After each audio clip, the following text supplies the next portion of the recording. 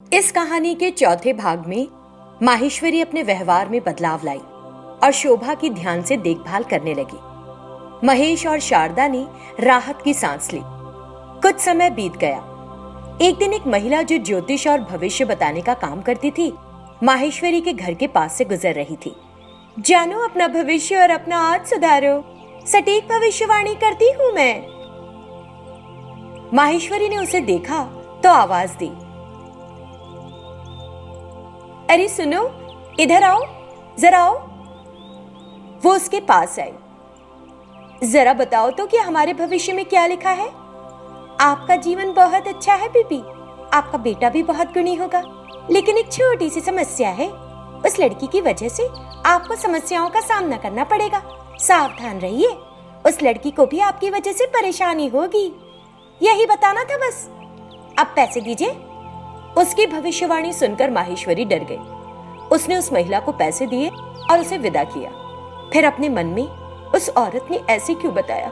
मैं अब शोभा की देखभाल कर रही हूँ, उसकी वजह से अगर मुझे कोई समस्या होती है तो मैं सह लूंगी, लेकिन शोभा मेरी वजह से किसी मुसीबत में नहीं पड़े, ये मुझे सुनिश्चित करना होगा। कैसे करूंगी ये मैं? उस दिन से माहेश्वरी फिर पहले की तरह कड़वी बातें कहने लग गई। शोभा, इधर आओ, तुम काम क्यों नहीं कर रही हो? उसने शोभा को डांट लगाई।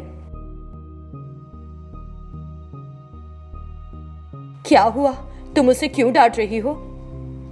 अगर वो कोई काम नहीं करेगी और निठल्ली बैठी रहेगी तो क्या उसे डांटने की बजाय उसकी पप्पी लूं? वो जोर से चिल्लाई और वहां से चली गई। शोभा रोने लगती है और काम करती है। फिर कुछ देर बाद वो माहेश्वरी के पास जाती है। माँ, मैं भूखी हूँ, मुझे कुछ खाने को दे दो। तुम्हारे पास हाथ पैर नहीं है क्या? खुद लेकर खा नहीं सकती हो? मेरे पास बहुत काम है। और वो वहां से चली गई। माहेश्वरी के व्यवहार से शोभा डर गई। उसने कुछ नहीं खाया और एक जगह जाकर चुपचाप बैठ गई। उदास मत हो शोभा, तुम्हारी मम्मी आज थोड़ी नाराज है, मैं लाती हूँ तुम्हारे लिए खाना। हाँ, मुझे कुछ नहीं खाना है। ऐसे भी माँ की अपनी बेटी तो हूं नहीं ना मैं, मुझे अकेले छोड़ दो। माहेश्वरी ने उसकी बात सुनी तो उसका दिल बैठ गया। हे भगवान, मैं क्या करूं? मेरे कारण उस नन्ही सी बच्ची को कोई तकलीफ नहीं होनी चाहिए।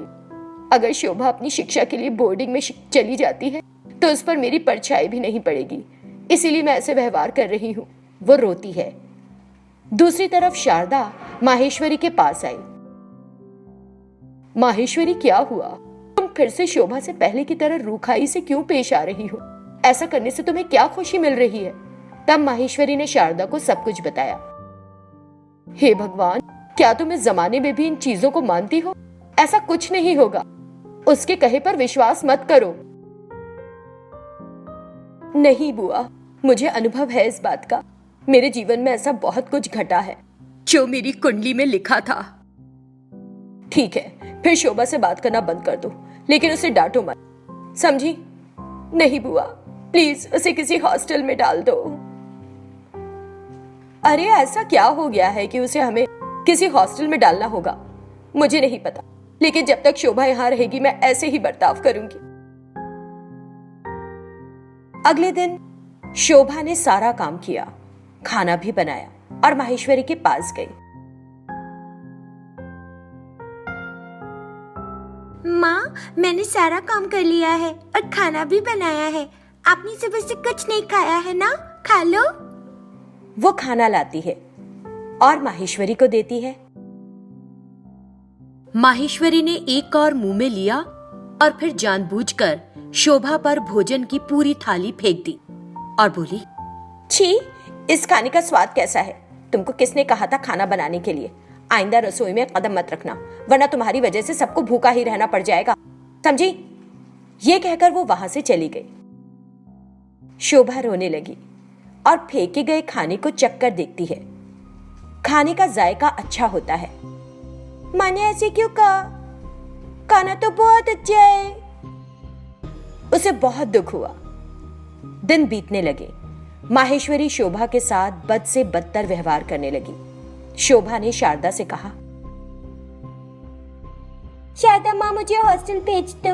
मेरी माँ मुझे पहले की तरह फिर से सताने लगी है। मैं यहाँ नहीं रहना चाहती, बिल्कुल भी नहीं। थोड़ी दिन मुझे प्यार किया, अब फिर से मुझे डांटने लग गई है। चिंता मत करो शोभा, मैं भी तुम्हारे साथ आती हूँ। हम दोनों पहले की तरह साथ रहेंगे। नहीं दादी, मुझे किसी का प्यार ही नहीं चाहिए। मेरी तो किस्मत ही खराब है। मेरी किस्मत में माँ बाप का प्यार नहीं है। मुझे किसी की जरूरत नहीं है। मुझे अकेला छोड़ दो। माहेश्वरी और शारदा की उसकी बातों से आंखें भर आईं। कुछ दिन बीत चुके हैं। माहेश्वरी महेश को सब कुछ बताती है। तुम इस भविष्यवाणी के चक्कर से बाहर निकलो ना, हम पहले की तरह खुश रहेंगे फिर। हे भगवान, आप समझते क्यों नहीं? प्लीज शोभा को मुझसे दूर रखो।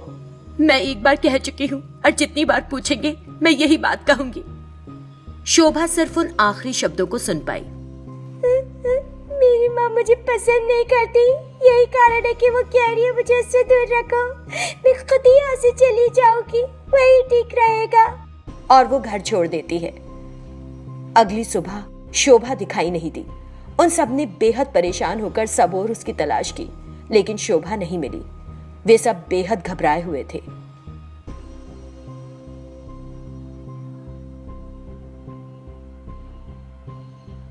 कई दिन बीत गए हैं, लेकिन शोभा अभी तक नहीं मिली है। कोई नहीं जानता कि शोभा कहाँ है। कुछ समय हुआ, रमेश नाम का एक व्यक्ति एक गांव में रहता था। उसकी 4 साल की बेटी थी, जिसका नाम था चिट्टी। चिट्टी के जन्म के कुछ समय बाद ही उसकी माँ की मृत्यु हो गई थी। ये देखकर रमेश को उसके लिए बहुत दुख होता।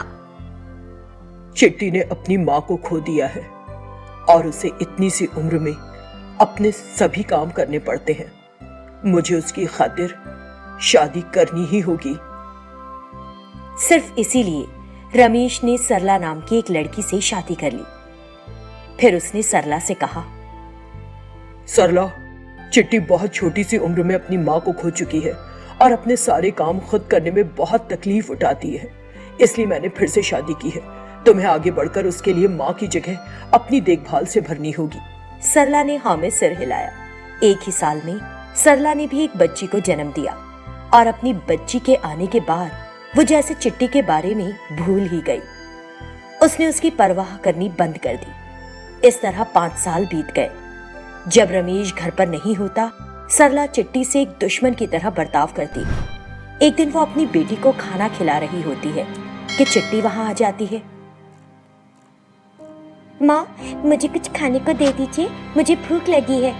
उसने ऐसे पूछा तो सरला, क्या तुम अभी भी एक छोटी सी बच्ची हो कि तुम्हें अपने हाथ से खाना खिलाऊं मैं? खाना रसोई में है, लेकर खा लो अपने आप। माँ, मैंने आपको अपने हाथ से खाना खिलाने के लिए नहीं कहा, बस कुछ खाने को दे दीजिए। किचन में जो खाना है उसमें से बास आ रही है, इसलिए आपसे कुछ देने के लिए कह रही हूँ। खाने के लिए वही है, अगर तुम्हें भूख लगी है तो खा लो और नहीं तो चुपचाप जाकर सो जाओ। सरला चिढ़कर बोली। चिट्टी को बहुत बुरा लगा। उसने बस पानी पिया और जाकर सो गई। सरला ने अपनी बेटी की थाली में बचा हुआ खाना खाया और चिट्टी को उस दिन भूखा ही सुला दिया। उसे उस छोटी सी बच्ची पर जरा भी तरस नहीं आया और उससे बाद में काम भी करवाया। ऐसा हर रोज होता।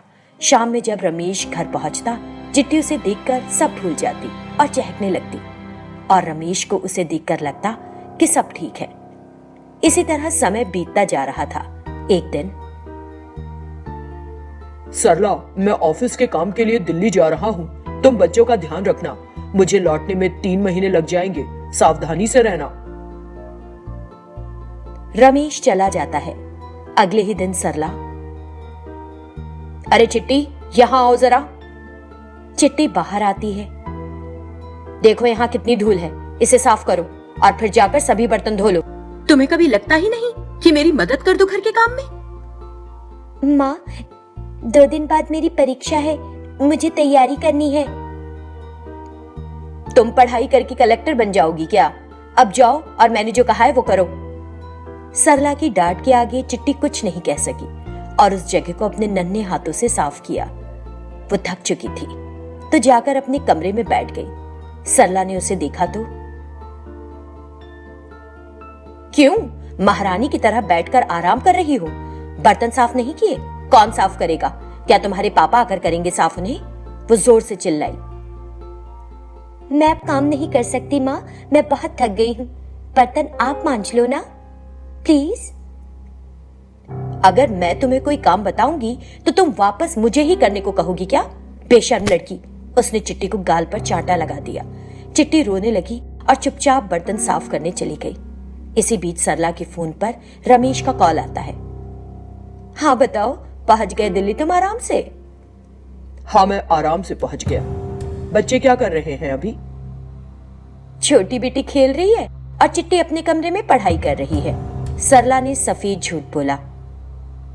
अच्छा, ठीक है। चिट्टी को कोई काम नहीं बताना, उसके एग्जाम्स हैं कुछ दिनों में।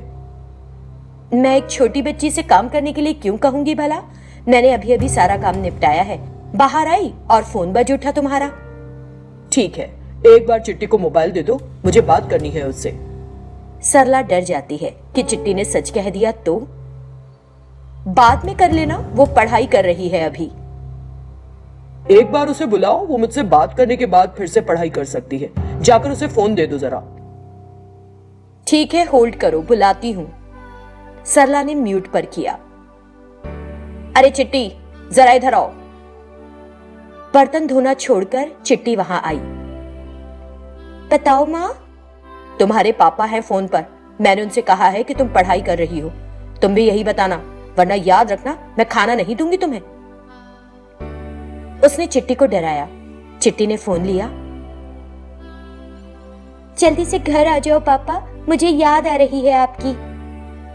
मैं जल्द ही आऊंगा। अपनी पढ़ाई अच्छे से करना, कुछ ही दिनों में तुम्हारे एग्जाम्स हैं। तुम अच्छे से पढ़ाई करना।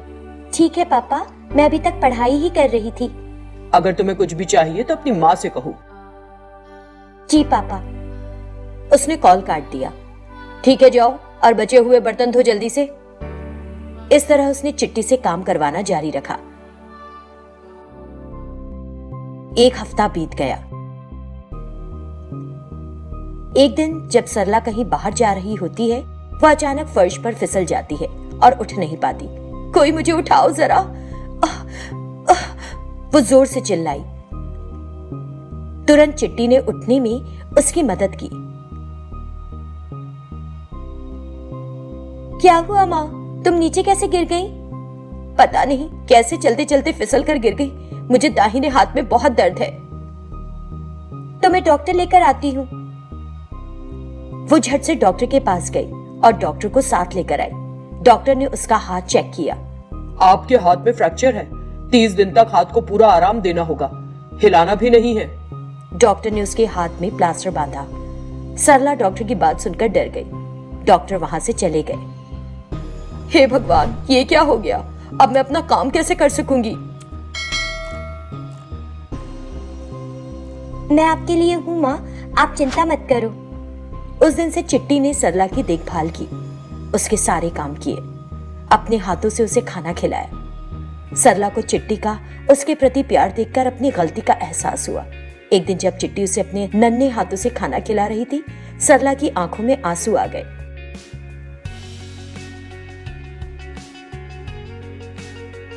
क्यों रो रही हो माँ? क्या हुआ? हाथ में दर्द हो रहा है क्या? मुझे माफ कर देना चिट्टी। बड़ी होकर भी मैंने बड़प्पन नहीं दिखाया। यही कारण है कि भगवान ने मेरा हाथ तोड़ दिया।